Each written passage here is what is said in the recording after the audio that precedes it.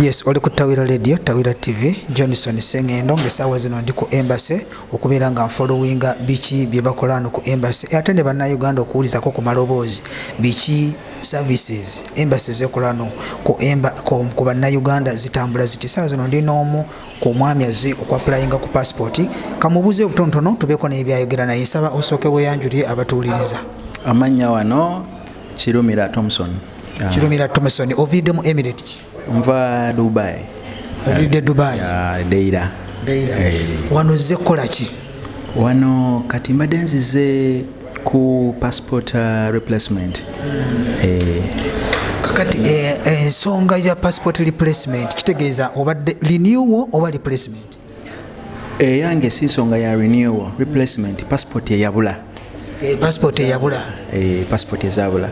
Kati kankubuze akantu kali oyinza okwogerako bw'okukagama yako tukaleke. Oli wano ng'olina visa oba ozze kutereeza status? Sizze kutereeza status. Nina visa. Oyina visa ne Emirates ID? Sebo. Passport eyabula. Passport eyabula. Oyaba tosobola kukola kintu kyonna, tosobola jira nyowenga. Jja kutuuka ekiseera eggweko nga weetaaga jira nyowenga, weetaaga passport. Kitegeeza mbadde nina okudda ewaka. Ate kiyinza okunkostinga sente ennyingiko. Naye ate bano abatuuze batuyambye ne bakituteera kumpi wano tujje mu nnaku zino tonotono eza amnesty zino tusobole okukimaliriza. Kakati tubuuleko katono kubanga oba osanga experience eyinza okuyamba n'omuntu omulala. Oyinza otubulako passport yo yabula etya?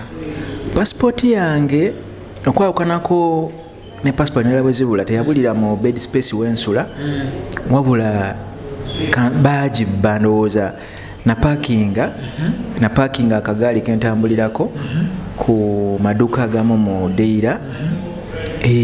Omuntu ndoza yajja najjawo akasawo ke nali njitaddemu ne passport negenderamu. Bino bibuga biri so busy era nga bola bibuga ebirala byonna basobola okubba. Kakati ozo okureplacinga passport embassy ekukoledde otuya system olaba ekoze etya ne services okureplacinga passport? System ya embassy ebadde nnungi ku mulundi ogwange gwenzize nakajano guno gwakubiri. Ebadde nnungi system. Abasajja bakola manpower amala bakolera ddala n'amaanyi, babakolako paka ku muntu asembayo.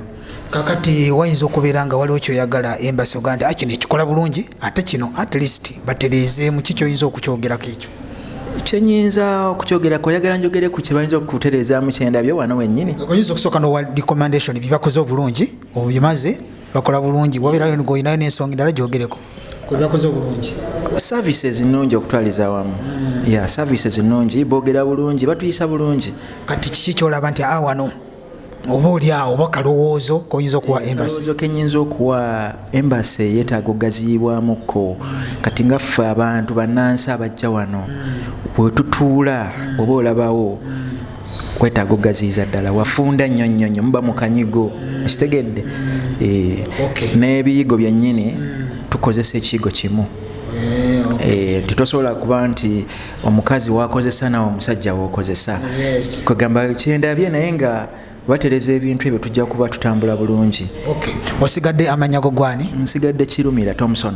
Thompson ng'oviiridde wa? Nviiridde Dubai. Omukulu Thompson twagala omwebaza akkiriza okubaako obugambo bw'ayogera ate n'okwebaza embassy okubeera nga erina emirimu gyekoze obulungi ate n'okulaba nga replacement ya passport yajja okukolako process agituusiza bulungi era ndowooza omaze okuyingizibwa mu system. Passport yo yinza gisuubira nga ddi? Bulinzi mu wiiki ng'emu nja kuba ntegeezebwa ku email yange oba essimu nga zikomyewo. Twagala okwebazamu mwena abawangaaliye Johnson Sengendo njagala okubasiibula n'okubakubiza banaye amnesty egenda kubeera nga extendingibwa ennaku z'omwezi 31 October. Amnesty egenda kubanga eggalwawo. Tubakubiriza mujje banaye mutereeze status zammwe obanga tolina visa nga tolina passport jangu ku embassy koleko bataddewo n'embeera nti no osobola okujja n'olipulesinga passport yo ng'ate tosoose kudda waka ng'amateeka bwe gabaddewo. Omukisa gw'oweeguli mujje mukikoleko ate n'okutereeza status zaffe. Johnson Sengendo kwento embasibudde mubeere bulungi mweraba. Owuliriza Tawira Radio ne Tawira TV ensibuko y'amazima.